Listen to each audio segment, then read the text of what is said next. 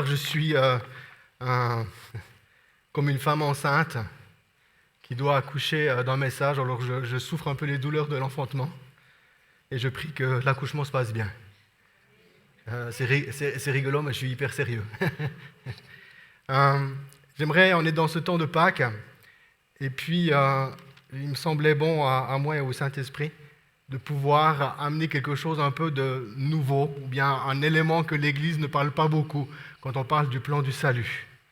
L'apôtre Paul, il rappelle quand même dans ses lettres en Corinthiens, il dit que quand on parle du salut, c'est une folie pour le monde, mais c'est une sagesse pour celui qui y croit. Amen. Et que Dieu, dans son amour, il veut nous racheter, il veut nous guérir, il veut nous rétablir dans notre identité. Amen. On est filles et fils de Dieu dans l'adoption. Amen. Quand on parle aussi du salut, l'ABC du salut, on parle de... Quand on présente la croix, on parle toujours de Jésus-Christ, Fils de Dieu. Amen. Mort et ressuscité. Il a vécu une vie sans péché. Et puis celui qui croit en lui et que se repent de son péché, il reçoit la vie. Okay? Ça, c'est la base du salut quand on l'annonce. Et j'aimerais ce soir, ça c'est la base, ok? Amener un point de vue différent, puis de pouvoir comprendre dans l'œuvre du salut, qu'est-ce que Dieu nous sauve. Amen. De quoi en fait il veut nous sauver. Le psaume 98, 1, chantez en l'honneur du Seigneur un chant nouveau, car il a réalisé des merveilles. Son savoir-faire et son pouvoir divin lui ont donné la victoire. À la face du monde, le Seigneur a fait connaître son salut aux yeux de tous. Il a révélé sa justice. Et j'ai beaucoup aimé dans ma Bible qui était écrit son savoir-faire et son pouvoir divin. Son savoir-faire, ou bien peut-être dans ta Bible, ça sera marqué sa main droite. Mais à un moment donné, il faut voir comme un artisan. Quelqu'un qui, des fois, je vois les gens qui font de la peinture, je dis purée, mais ils ont un savoir-faire incroyable. Quelqu'un qui modèle une sculpture, quelqu'un qui est capable de construire un meuble. Puis quand on ouvre la porte, bien ça tienne. Il y a un savoir-faire de personnes, il y a des dons naturels que Dieu nous donne et qui est vraiment magnifique. Eh bien, ce soir, j'aimerais vous inviter à explorer encore un peu plus le savoir-faire de Dieu et son plan de salut. Amen. Quand je parle du plan de salut, j'aimerais ce soir annoncer que Dieu il veut rétablir l'homme, qu'il veut rétablir la femme et qu'il veut rétablir une tierce personne. C'est qui? Il aimerait rétablir l'homme, il aimerait rétablir la femme, mais il aimerait rétablir une tierce personne. Et cette tierce personne, c'est le couple. La parole de Dieu nous dit que l'homme et la femme, ils ne forment qu'une seule chair. Et Dieu veut nous rétablir en tant comme le mâle. Elle veut rétablir la femme en tant que femelle. Et quand les gens sont rétablis dans leur identité sexuelle et dans leur identité de qui ils sont, eh bien, il y a une harmonie qui vient dans le couple. Il y a 3 passages dans la Bible, là on rentre sous le terrain glissant. Il y a 3 passages dans la Bible, dans Éphésiens 5, Colossiens 3 et aussi 1 Pierre chapitre 3. À 3 fois, il est dit « Femme, sois soumise à ton mari ». Alors c'est vrai que c'est toujours des passages qui sont hyper difficiles à entendre, mais en même temps, s'ils sont écrits dans la Bible, c'est qu'ils sont pour quelque chose. Et à chaque fois que l'apôtre Paul, dans ses 2 épîtres, et aussi Pierre, en fait, il rétablit l'ordre relationnel au sein de la famille. Amen. Du coup, l'apôtre Paul, il vient et il dit quand même dans ses lettres qu'il a reçu un mystère de la révélation du salut. Et dans le mystère de la révélation qu'il a reçu du salut, il vient et il enseigne l'Église. Amen. Dans ce rétablissement, si on prend dans Éphésiens 5, je ne vais pas les lire parce que le temps nous manque, à part si on finit ce soir à 22h. il dit que l'homme, il est le chef, comme Christ est le chef de l'Église. Et il va dire que la femme, elle doit être soumise à son mari, comme l'Église est soumise au Christ.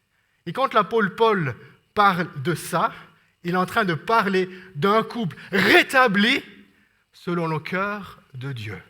Quand on parle d'être chef ou être soumise, j'aimerais aussi dire qu'un jour les disciples, ils voulaient être grands. Et Jésus a dit, ok, c'est bien d'être grand, mais sois pas grand dans la pensée du monde, parce que la pensée du monde, quand on veut être grand, c'est pour dominer les autres et écraser. Moi, je l'ai vu en Ukraine, il y a des gens qui sont très puissants, puis j'ai vu des gens qui meurent de faim. Ça, c'est être grand dans la pensée du monde. Mais en même temps, il dit aux disciples, tu peux être grand, mais que tu sois grand dans la pensée de Dieu. Et qu'est-ce qu'il dit à ses disciples pour être grand dans la pensée de Dieu? Sois serviteur de tous. Amen. Ça veut dire que quand on dit ici que l'homme, il est le chef et que la femme soit soumise, c'est toujours dans la pensée de Dieu. Amen. Et ça, c'est quelque chose qui est vraiment important à pouvoir saisir et comprendre. On n'a pas passé à côté de ces passages. Ou bien j'aimerais m'excuser pour toutes les femmes de l'Église, parce que dans l'Église, l'homme a utilisé ce passage pour dominer, puis écraser la femme de l'Église. Et j'aimerais demander pardon dans ma position d'homme pour toutes les femmes de l'Église qui ont été d'une manière abusées par des messages et des paroles.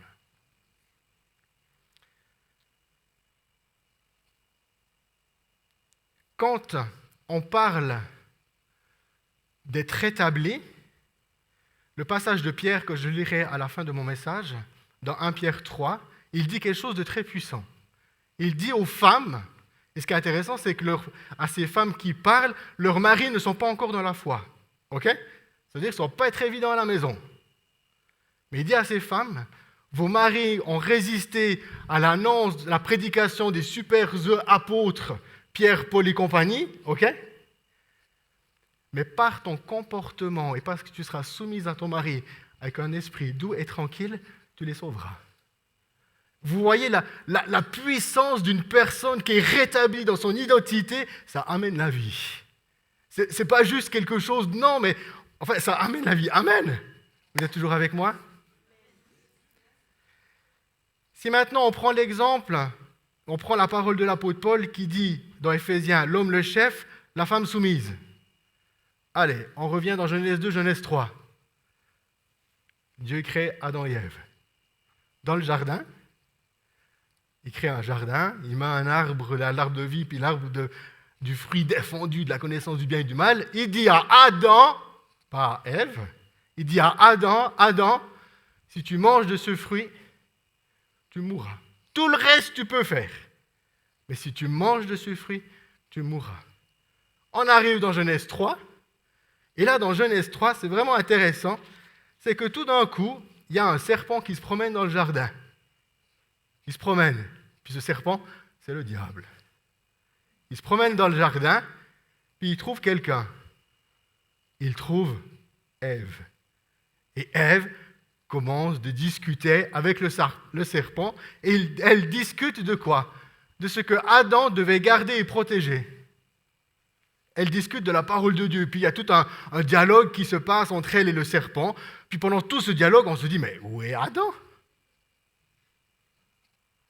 Mais il y a tout ce dialogue qui vient, tout d'un coup, elle s'est quand même dit, mais purée, ce fruit, il a l'air quand même bon, elle s'est laissée séduire, elle a obéi à la parole du serpent, elle a pris ce fruit, elle en mangea. On se pose toujours la question de savoir où est Adam. Et au verset 6, elle en prit un et en mangea, puis elle en donna à son mari qui était avec elle. Et il en mangea lui aussi. Et tout d'un coup, ce qui est intéressant dans ce passage de nouveau la lumière avec un couple rétabli, c'est que tout d'un coup, les rôles se sont inversés entre Adam et Ève. Tout d'un coup, Ève est devenue leader du couple. Et au moment où elle donne du fruit à Adam, Adam se soumet à sa femme. Il prend le fruit et il mange. Et parce que les rôles ont été inversés, ça a amené le chaos dans toute l'humanité.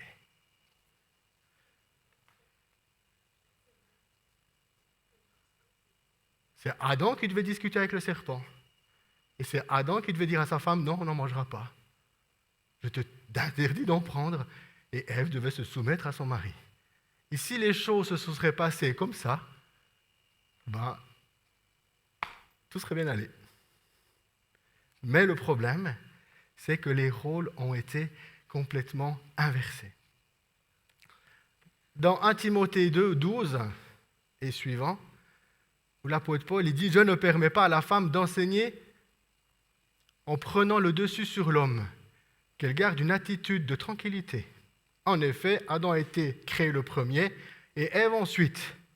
Et ce n'est pas Adam qui s'est laissé tromper, mais c'est la femme qui, cédant à la tromperie, a désobéi à l'ordre de Dieu. Cependant, la femme sera sauvée en devenant mère, à condition qu'elle demeure dans la foi et dans l'amour et qu'elle vive dans le respect de Dieu avec modestie. » Ce qui est intéressant et ce qui est important de comprendre, c'est qu'il faut un peu s'élever au-dessus de notre plancher de vache, puis aller dans la présence de Dieu, et que l'apôtre Paul, il n'est pas en train de dire à la femme qu'elle n'ose pas prendre la parole dans l'Église.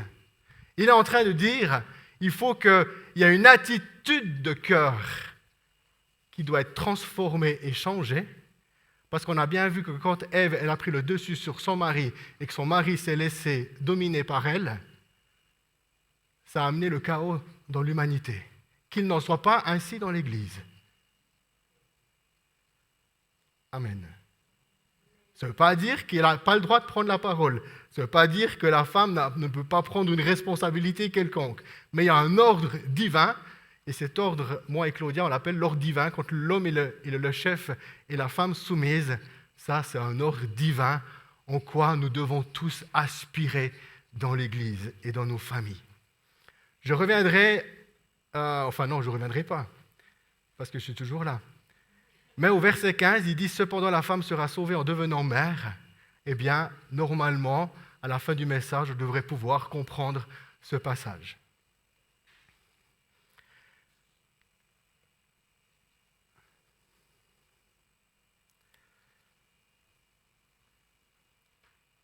Ce qui est intéressant, c'est quand Dieu il veut sauver l'humanité, l'apôtre Paul va dire dans l'Épître aux Romains, chapitre 5, qu'en fait que Jésus est le nouvel Adam.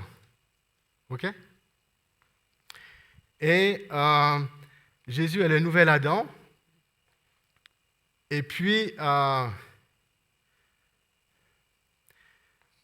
ce qui est intéressant, c'est que Jésus, il est ce Messie, il est le nouvel Adam.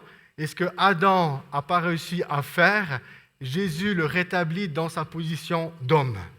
Amen. Et ce qui est intéressant par rapport à ça, c'est que ils sont dans un jardin, il y a le serpent qui est le diable. Et le diable, il discute avec Ève. Jésus, fils d'Adam, amen, fils de l'homme, le nouvel Adam, il rentre dans le désert pendant 40 jours. Une fois qu'il fut baptisé et puis rempli de l'Esprit, il rentre dans le désert pendant 40 jours. Et qu'est-ce qui se passe dans le désert? Le texte nous dit qu'il est tenté par le diable. Et là, Jésus est en train de rétablir l'ordre de Dieu.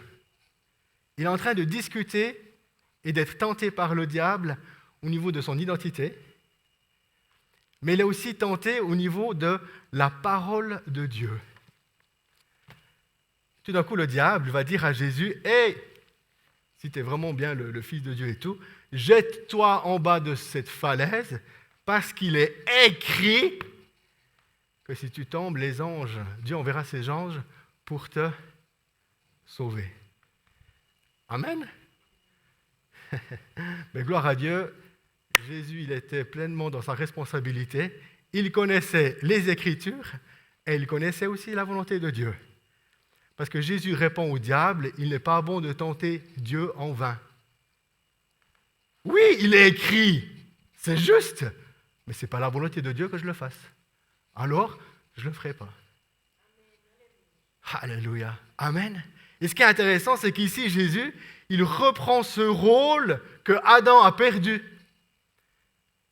Qu'est-ce qu'il a perdu, Adam? Ben, le problème, c'est un homme qui ne lit pas sa Bible. C'est un homme qui ne lit pas sa Bible. Il ne lit pas sa Bible, puis il n'est même pas forcément dans l'intimité de Dieu parce qu'il ne connaît pas la volonté de Dieu. Il est complètement passif. On dirait un homme qui ne grandit pas. Un ado. Un ado en continu. Et Adam, t'aimerais pas qu'on prie ensemble? Oh, j'ai pas envie, j'ai pas le temps. Oh, Adam, c'est dimanche, on va à l'église. Je suis fatigué. J'aimerais jouer à la Nintendo. Il a toujours des excuses, Adam. Il a toujours des excuses. Il se déresponsabilise de ce que Dieu lui a donné. Et il lui a donné la parole de Dieu. Et Adam, l'homme, est appelé à veiller à ce que la parole de Dieu dans son jardin soit respectée. Parce que l'homme était mou et qu'Adam était un enfant en continu, il n'avait pas envie de grandir.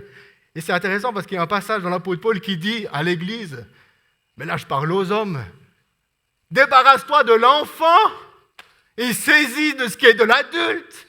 Grandis. Grandis. Moi j'ai connu des hommes, alors ça c'est encore pire parce qu'on est de l'apparence dans l'Église, il faut des belles prières à l'église, hein. Mais à la maison, quand l'épouse demande de prier, il y a un niet. Ça, c'est encore pire, hein, parce qu'on est en plus dans l'apparence au niveau de l'église, mais à la maison, il n'y a rien. Et c'est fou de pouvoir voir en fait la déresponsabilisation d'Adam, le fait qu'il n'a pas respecté à mettre en place la parole de Dieu dans sa vie.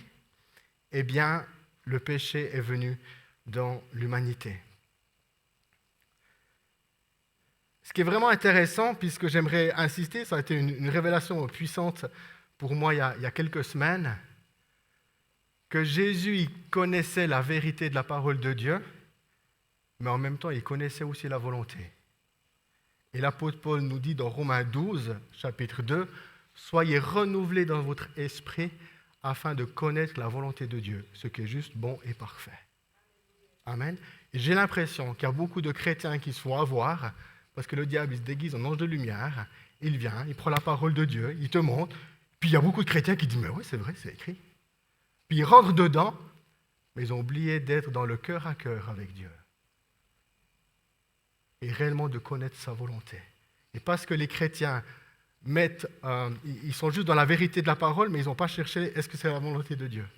Quand le diable a tenté Satan dans le désert, puis il lui a dit, mais jette-toi en bas, combien de fois j'ai lu ce passage, je me suis dit, mais pourquoi Jésus ne l'a pas fait, c'était juste. Mais Jésus, lui, il était dans un cœur à cœur, dans un face à face, et il connaissait la volonté de son Père. À la maison, homme, est-ce que tu lis la Bible? Je parle aux hommes là maintenant. Est-ce que tu lis la Bible? C'est bien. Mais est-ce que tu prends des temps d'écoute de ton Dieu afin de pouvoir connaître la volonté de Dieu pour toi et ta famille? Alors aujourd'hui, tu dis, ah ben David, je suis célibataire. Ben, si tu es un homme appelé à devenir marié. C'est-à-dire que tu peux saisir ces vérités, demander à Dieu qu'il te restaure, qu'il te guérisse dans ton identité en tant qu'homme, afin que tu puisses, dans l'amour et plein de grâce, parce qu'il ne faut pas faire respecter la loi d'une manière légaliste non plus, puis tu sais, tac, tac, tac, tac, plein de grâce et de vérité, mais de pouvoir vivre la parole de Dieu dans la famille. Amen. Voilà, ça c'est Adam c'est Jésus qui rétablit Adam dans cette position d'homme. Ce que Adam n'a pas réussi à faire, eh bien Jésus le rétablit dans le jardin, dans le désert. Au niveau de la femme, il faut que quelqu'un rétablisse la femme.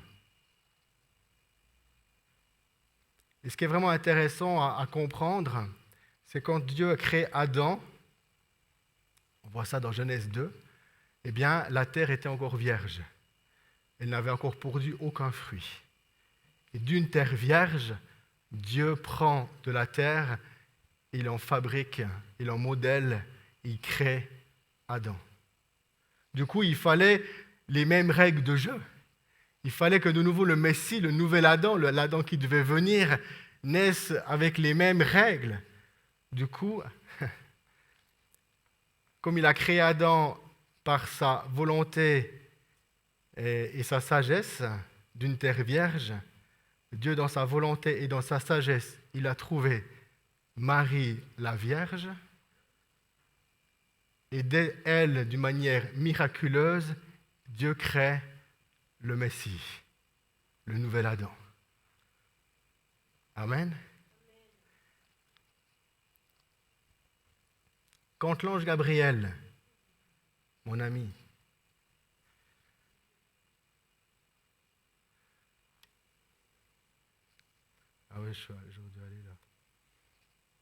quand l'ange Gabriel, dans Luc 1, verset 26, annonce à Marie qu'elle va devenir enceinte.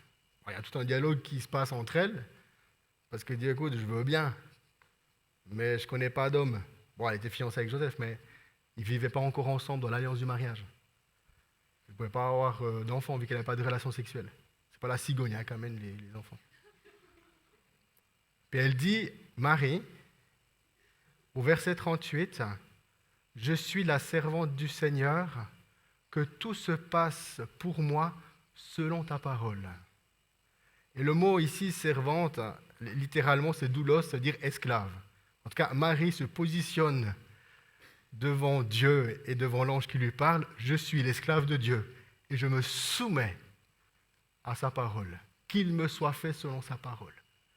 Et là, Marie est en train de rétablir la femme qui a désobéi à l'ordre de Dieu et qui a désobéi à l'ordre de Dieu. Elle rétablit la femme qui ne s'est pas soumise à Dieu et à son mari. Et Marie, dans cette position, eh bien, elle est en train de rétablir la femme dans sa position et dans sa relation avec son mari.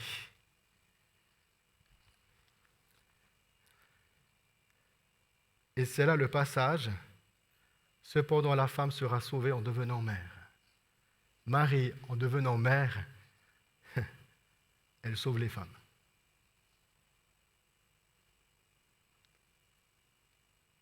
Et Marie joue un rôle de salut, et c'est ça le mystère et le plan de Dieu. Dieu utilise Marie pour sauver les femmes. Pourquoi elle peut sauver les femmes? Parce que son histoire est unique dans toute l'humanité. Comme l'histoire de la croix, c'est une histoire qui s'est jouée juste une fois, de la même manière, Marie, ce qu'elle a vécu, il n'y en a pas deux comme elle. Et Dieu, dans sa sagesse et dans le mystère du plan rédempteur, utilise Marie pour sauver les femmes. Et quand l'apôtre Paul est en train d'écrire sa lettre, puis qui dit « Hey, les femmes seront sauvées en devenant enceintes », eh bien en fait, il est en train de révéler un mystère qui est très dangereux, parce que Marie, à mon avis, je pense qu'elle n'est pas encore morte et que toute l'Église la connaît. Mais 4 siècles plus tard, au concile de je ne sais plus quoi, en l'an 400, l'Église divinise Marie. Parce que l'Église du 1er siècle avait compris qu'elle jouait un rôle de salut et il la divinise. On n'est pas appelé à diviniser Marie. On a un Dieu qui est Père, Fils et Saint-Esprit. Marie est une femme comme les femmes d'ici, mais dans sa sagesse et dans son amour, il l'a utilisée pour sauver la femme. Et quand elle vient puis qu'elle se soumet, dans sa soumission, elle rétablit l'ordre. Amen. Et là, je vais encore dire quelque chose de plus choquant. Adam et Ève étaient le couple qui a déchu. Jésus et Marie, c'est le couple qui rétablit tout. Et aujourd'hui, dans l'Église, moi en tant qu'homme, je dois aller chercher ce que Jésus a rétabli en tant qu'Adam. Et Claudia, en tant que femme, elle doit aller rechercher ce que Marie a fait et comment elle s'est soumise. Et dans cette relation de chef et de soumission dans la famille, eh bien, il y a toute une harmonie relationnelle qui s'installe. Parce qu'en étant partie de l'Église, au fond de moi, je trouve assez cool d'avoir Jésus comme maître, et je n'ai pas un problème de me soumettre à lui. Pourquoi qu'il ne serait pas ainsi dans nos familles? Un jour, on était fraîchement mariés de quelques années. On est dans une conférence de l'AIMG à Lausanne. Et puis, il faut un appel pour recevoir des dons. Ils avaient un problème, il y a un peu de souci pour couvrir les frais de la conférence. Et ils appellent 300 Gédéons qui donnent 1000 francs. Et au moment où ils font cet appel, on est les deux, Claudia est restée à côté de moi. On est là ensemble dans les gradins, on entend l'appel. Puis au moment où le Seigneur il lance cet appel par la bouche de Jean-Luc, le Saint-Esprit me dit, David, tu ne donneras pas 1000 francs, mais tu donneras 2000 francs. Et puis à l'époque, si on allait donner les 2000 francs, il n'allait plus rester grand-chose dans le compte. On donnait pratiquement tout. Et là, j'étais coincé entre Dieu et ma femme. Parce qu'au moment où le Seigneur m'a dit, David, tu donneras 2000 francs, tout de suite j'ai dit à Dieu, ma femme ne sera pas d'accord. Alors un peu de plaisanterie. Mais en même temps, j'étais coincé. C'est hyper dur d'être chef. C'est hyper dur d'obéir à la parole de Dieu et d'amener l'autre à être soumis à ce que tu dis de Dieu. J'étais là, oh là là, Seigneur, j'étais coincé. Il y avait Dieu d'un côté et ma femme de l'autre, je ne pouvais pas partir. Et du coup, Dieu il me dit, David, à qui tu obéis? Tu obéis à ta femme ou tu m'obéis à moi? Et j'ai dit à Dieu, j'aimerais obéir à toi. Alors il m'a dit, si tu veux m'obéir, tu tournes juste la tête, parce qu'il était juste à côté de moi, Claudia, toi. Tu tournes juste la tête, puis tu lui dis que vous allez donner 2000 francs. Puis ce qui était intéressant dans la parole que je lui donnais, il n'y avait rien qui était négociable. Il n'y avait rien qui est négociable. La seule chose qu'elle devait faire, c'est dire oui. Alors je tourne la tête, puis j'ai dit, Claudia, on va donner 2000 francs.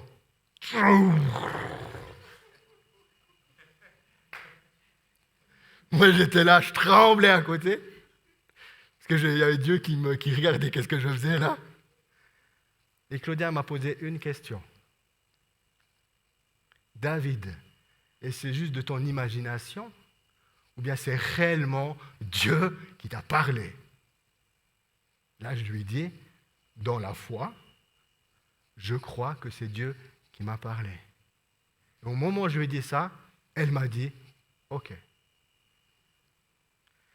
Mais ce qui est intéressant là-dedans, c'est que ce que nous avons vécu à ce moment-là dans notre couple a amené de l'harmonie dans notre relation. Où j'ai pu être l'homme de la maison et elle être l'épouse de la maison. Et ça a créé de l'harmonie. Mais en même temps, quand elle m'a posé cette question, puis qu'elle m'a dit, David, est-ce que c'est juste ton imagination pour faire bien? C'est ton imagination pour faire bien, ou est-ce que c'est réellement Dieu qui t'a parlé? Et je lui ai répondu, je crois dans la foi, parce qu'on peut avoir beaucoup de certitudes, mais tout se fait dans la foi quand même. Et je dis, je crois que c'est Dieu qui m'a parlé. Et dans cette parole, ça m'a responsabilisé au sein de moi-même et de mon couple, et pour ma famille, d'être une personne qui entend réellement Dieu. Et d'amener sa parole dans la famille, et que la famille, ensemble, on puisse vivre dans la volonté de Dieu. Amen. Et j'aimerais terminer en lisant le passage de Pierre, 1 Pierre 3.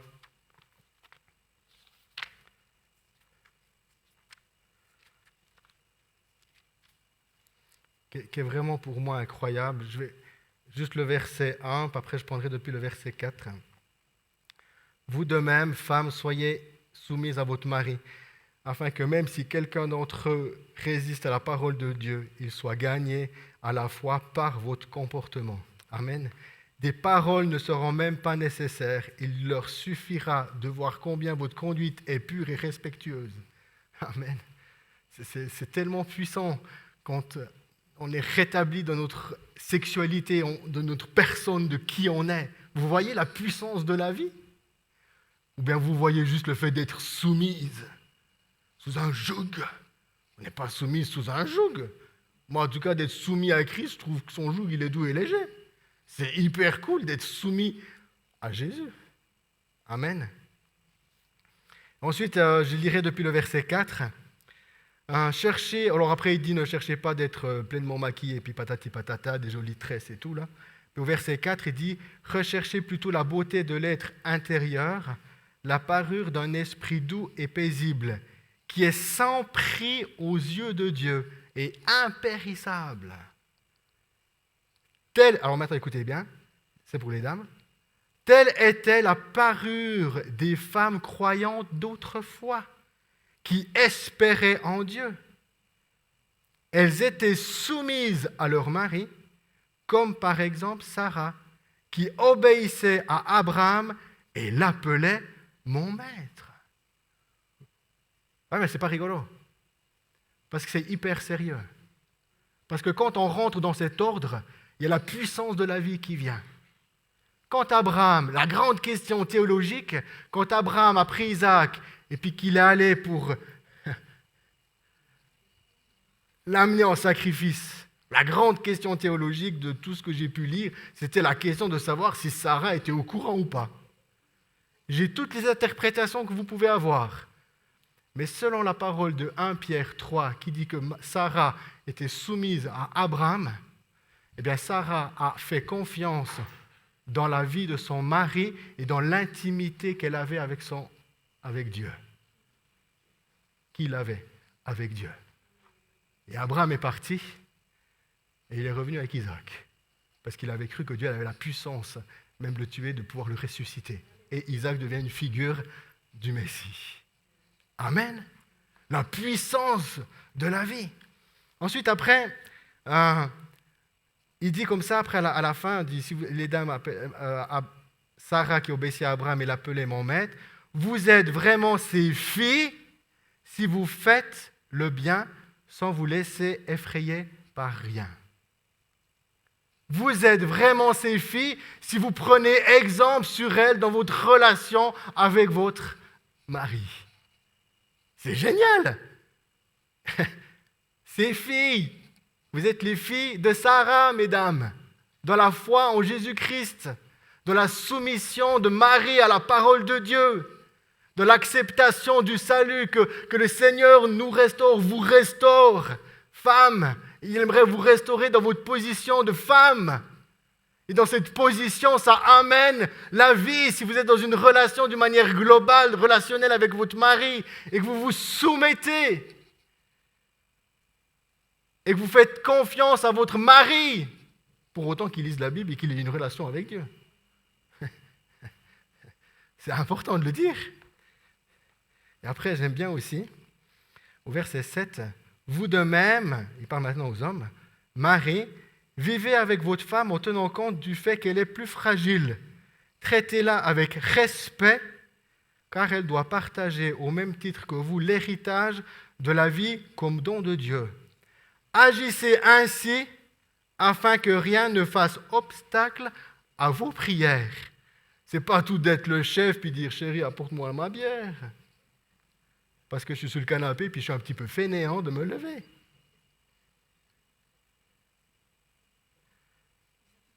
Ben, allez les hommes. Qui c'est qui a déjà prié puis que sa prière ne s'est pas exaucée? Allez, qui c'est que vous ouvrez? Allez. Moi, je lève aussi ma main. Ben, peut-être faudrait qu'on soit un peu plus gentil avec nos femmes.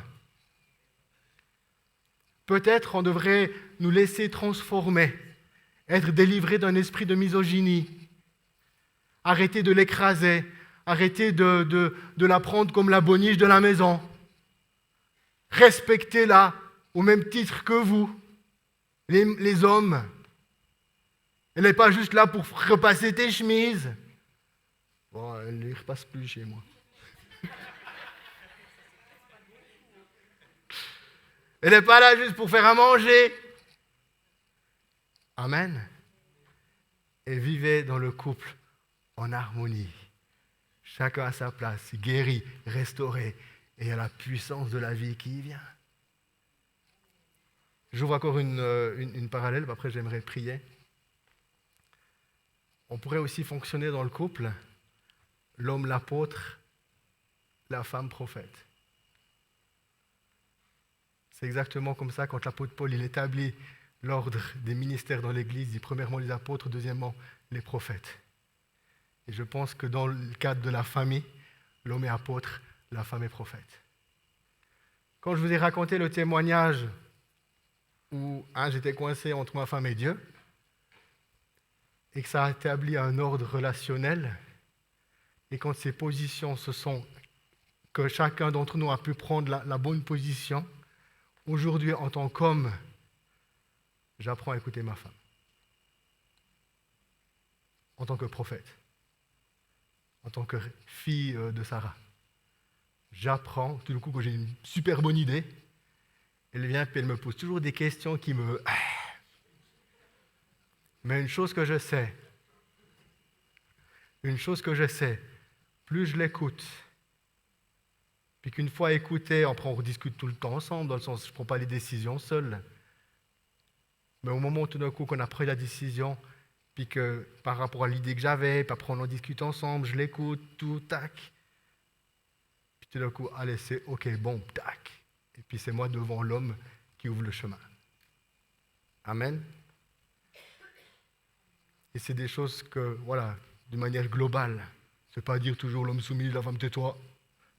Non, c'est de manière globale, chacun dans sa position, puis que celle-là, elle ne doit pas s'enlever.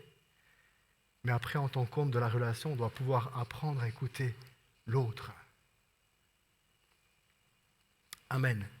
J'aimerais prier pour tous les hommes, même les jeunes hommes.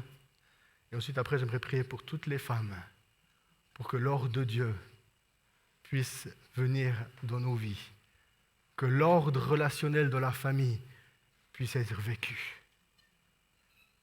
Amen. On va commencer par les hommes, parce que c'est les chefs. Et je prie aussi pour moi. Seigneur, on vient devant toi, et des fois je me reconnais comme Adam avant, le premier Adam, nonchalant, qui des fois, quand des fois à la maison, on préfère faire des heures de travail que lieu d'être à la maison puis d'être avec les enfants. Des fois, on s'extrait de notre responsabilité. Et j'aimerais vraiment, Seigneur, te demander pardon pour toutes les fois qu'on a manqué de notre responsabilité en tant qu'homme. Au sein de ma relation avec mon épouse et dans ma relation avec mes enfants. Je te demande par ta grâce de venir guérir tous les hommes, de venir le restaurer. Restaurer cette position d'homme, le mal. Que les hommes soient fiers d'être des hommes. Qu'ils n'aient pas peur de perdre une place, parce qu'il n'y a pas de place qu'on perd. Quand Jésus nous établit dans qui on est, on prend la place que Dieu nous donne. Et que les hommes puissent être guéris et restaurés. Que les hommes soient amoureux de Jésus et de sa parole. Que les hommes prennent du temps à écouter et à connaître la volonté de Dieu. Que les hommes puissent recevoir la direction pour leur famille. Que les hommes puissent recevoir et connaître la volonté de Dieu. Merci Jésus, parce que je crois que tu nous restaures dans cette position. Et que l'homme n'a plus à avoir peur d'être menacé. Et que l'homme ne sera pas un tyran pour sa famille, pour son épouse, mais il sera à l'image de Jésus. Comme il a aimé l'Église, il aime sa femme. Comme Jésus s'est donné pour l'Église, le mari se donne pour la femme. À toi soit toute la gloire, Seigneur. Seigneur, je prie maintenant pour toutes les femmes et les épouses. Merci Seigneur pour Marie que tu as choisie, que tu as utilisée, afin de rétablir la femme. Merci Seigneur pour sa soumission à ta parole. Merci Seigneur parce que dans cette soumission, Elle t'a fait confiance. Elle n'a rien compris, mais elle t'a fait confiance. Bien, je prie, Seigneur, que les femmes, elles puissent, Seigneur, dans leur identité, ne plus avoir peur d'être une femme, mais que dans sa relation avec son mari, qu'elle puisse, Seigneur, avoir confiance en Dieu et dans son mari, dans ce qu'il dit, dans ce qu'il vit. Et comme l'apôtre Pierre le dit dans sa lettre, je prie que toutes les femmes ne recherchent pas l'apparence extérieure. Oui, un peu de sport, ça fait du bien. Mais je prie, Seigneur, que toutes les femmes recherchent d'avoir un esprit doux et tranquille et qui a une valeur inestimable aux yeux de Dieu. Pas une femme qui cherche à avoir le dernier mot, pas une femme qui veut essayer de dominer son mari, mais une épouse, une femme aux yeux de Dieu qui est rétablie dans sa position, dans son identité.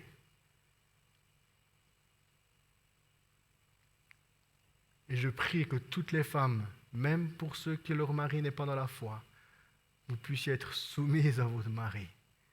Parce que la Bible dit que dans cette attitude, tu sauveras ton mari et toute ta famille. À toi soit toute la gloire, Seigneur. Amen. Amen.